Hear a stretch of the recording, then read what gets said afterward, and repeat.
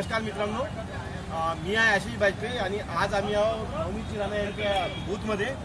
तर शिवसैनिक काही आमच्यासोबत आहे जे प्रचारासाठी सध्या दर्यापूरकडे रवाना होत आहे.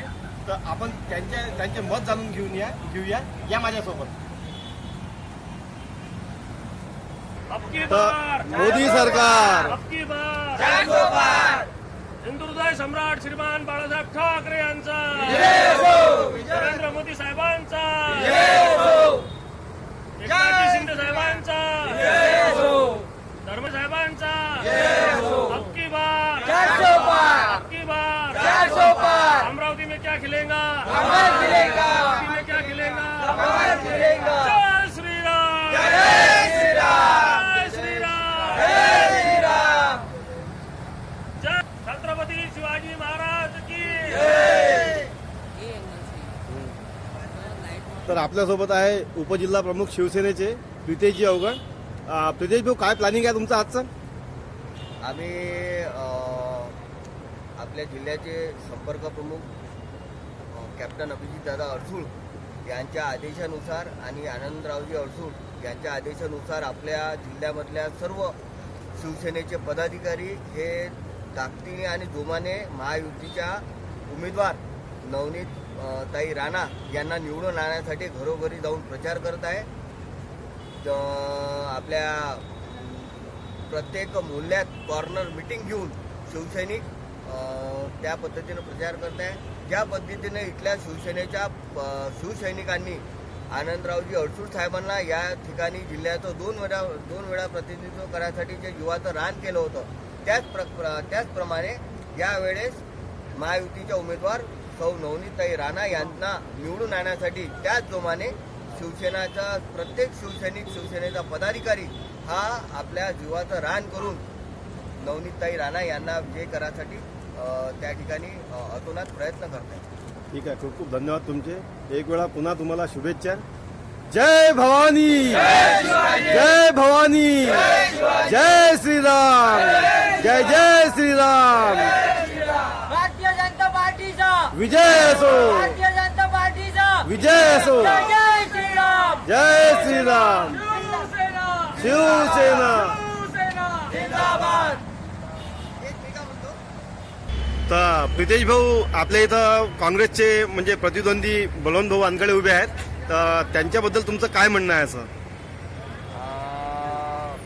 बळवंत भाऊ वानखडे हे मागच्या वेळेस आपल्या दर्यापूरमधून निवडून आले.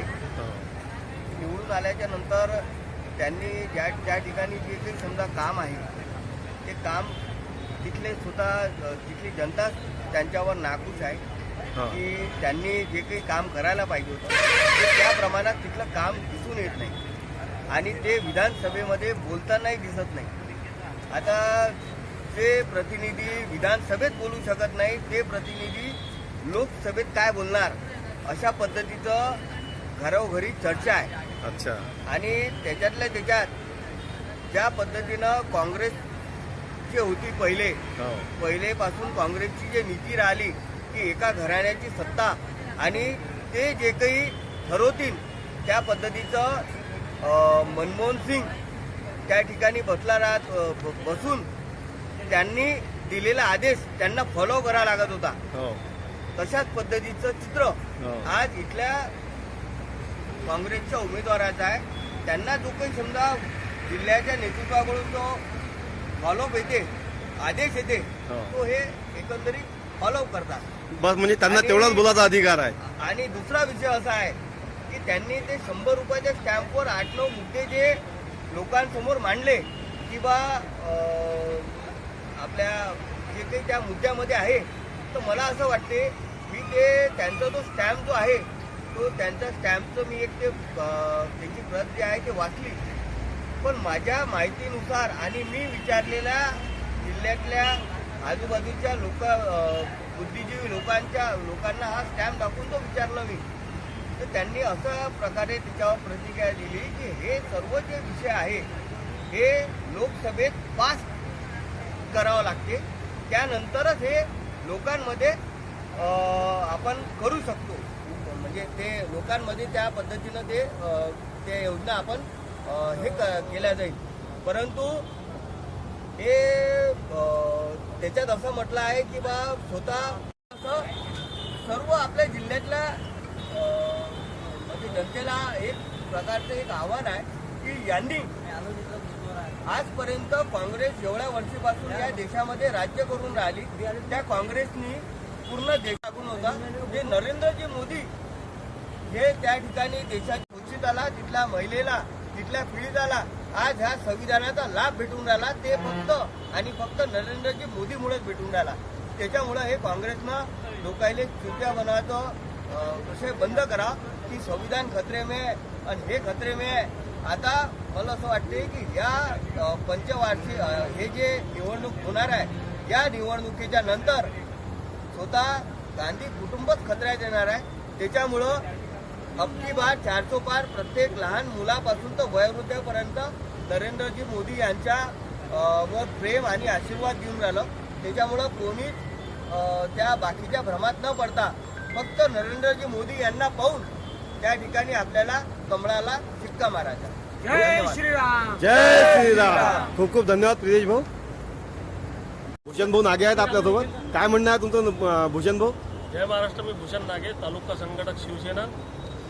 आज आम्ही महायुतीचे उमेदवार नवनीतताई राणा यांच्या प्रचारासाठी अमरावती जिल्ह्याचा शिवसैनिक, बाळासाहेबांच्या विचारांवर चालणारा शिवसैनिक, एक सन्माननीय आमचे मुख्यमंत्री एकनाथजी शिंदे साहेबांच्या विकासरूपी सरकारला घेऊन चालणारा शिवसैनिक, त्यांच्या विचारांना घेऊन चालणारा शिवसैनिक, नरेंद्र मोदी साहेबांचं जे विजन आहे देशाचा विकास आणि हिंदुत्व, हेही बाळासाहेबांनी शिकवलेलं जे हिंदुत्व आहे ते आज नरेंद्र मोदी साहेब समोर घेऊन जात आहे.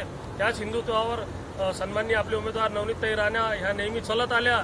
मी नवनीतताई राणांना व सर्व लोकांना, सर्व शिवसैनिकांना एकच सांगू इच्छितो की बाळासाहेबांचे हे कट्टर शिवसैनिक, एकनाथजी शिंदे साहेबांचे शिवसैनिक, आनंद दिघे साहेबांचे शिवसैनिक आणि मोदी साहेबांचे भक्त हे नवनीतताई राणा यांच्या पाठीशी खंबीरपणे उभे राहतील व हे शिवसेनेचे वाहक नवनीतताई राणांना प्रचंड बहुमताने संसदेत पाठवल्याशिवाय गप्प राहणार नाही व हिंदुत्वाचा आवाज बुलंद केल्याशिवाय राहणार नाही.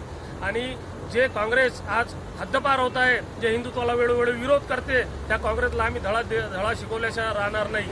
इतकं बोलतो. जय हिंद, जय महाराष्ट्र. जय महाराष्ट्र.